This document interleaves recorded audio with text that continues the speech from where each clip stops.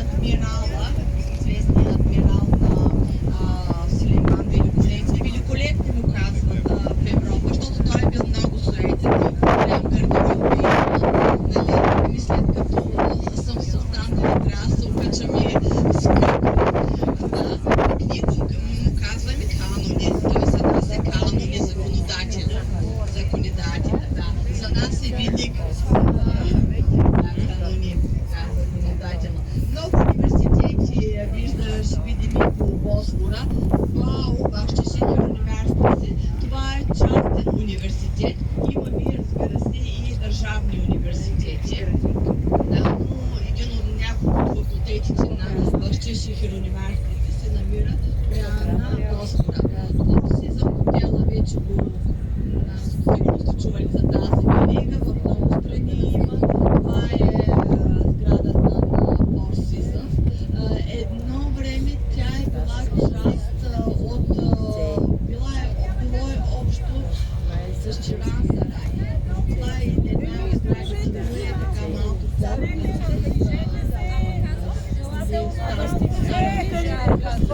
някои от гимназиите също на Босфора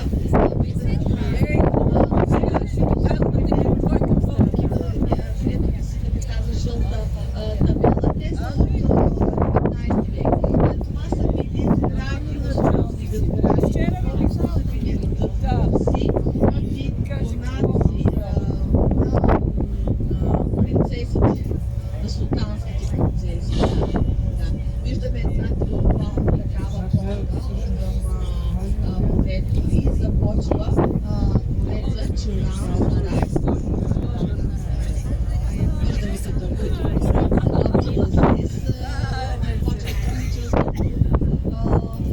в тези хотели в край на седмицата, няколко седмицата,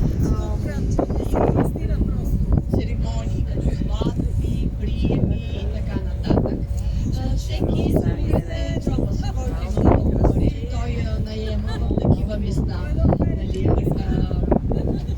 си прави тържеството, който е с по-скромни доходи, може да вземе под найем това корабче. Помислете си за бъдеще, ако имате деца, нали, искате на Босфора да се направят сватба, ето долния етаж, ще съществува Австрия,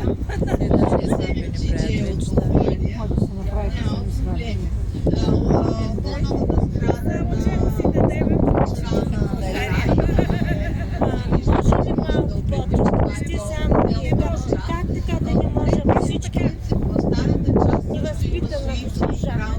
апартаменти, които са част от хотела и може в най-ниския сезон даже в тези хотели да се сяда е